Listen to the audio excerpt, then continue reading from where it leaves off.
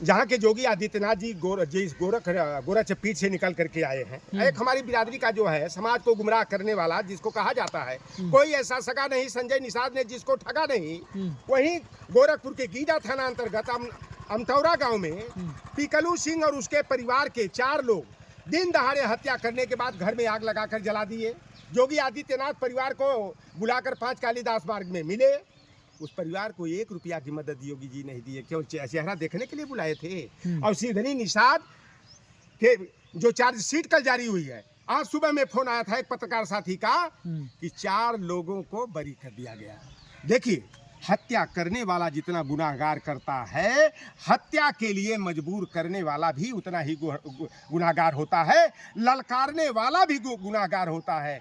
लेकिन 4 लोगों को जो असली मुजरिम थे उनकी चार्जशीट से नाम आउट कर दिया गया। तो ये भैया देखो, पूरी तरह उत्तर प्रदेश में एक जाति विशेष का वर्चस्व कायम है। सामंतवाद, गुंडा राज चल रहा है, राम राज का मजाक उड़ाया जा रहा है।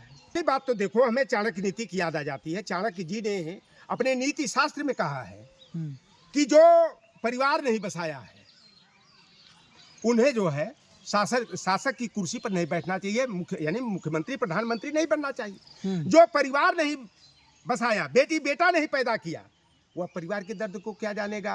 दुखिया की गति दुखिया जाने की दुखिया कमाई, और जाके पाँव न फटे बेवाई सो का जाने पीर पराई।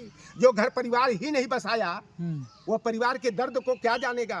वह निष्ठुर हो जाता है, निरंकुश हो जाता है।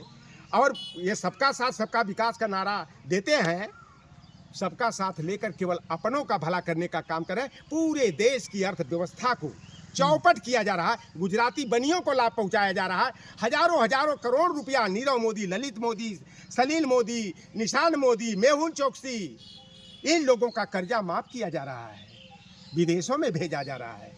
और कोई किसान, ब्राह्मण हो, चाहे राजपूत हो, चमार हो, चाहे पासी हो, यादव हो, चाहे कुर्मी हो, अगर 50,000 भी सहकारी बैंक का बाकी होगा या सहकारिता का विभाग का बाकी होगा तो उसको आरसी जारी हो जाती है, जेल में हवालात में डाल दिया जाता है। हजार करोड़ रुपया जो है अडानी अंबानी का पट्टा खाता में डाल दिया गया। और पूरा देश में ठेका पट्टा, बड़े बड़े जो काम चल रहे हैं सारे के सारे गुजराती बनिया कर रहे हैं। आप बताओ कि कांग्रेस पार्टी ने देश की तरक्की के लिए, जब देश आज़ाद हुआ तो भूखों नंगों का यह भारत था, न पहनने को पूरा कपड़ा, न खाने को भरपेट भोजन।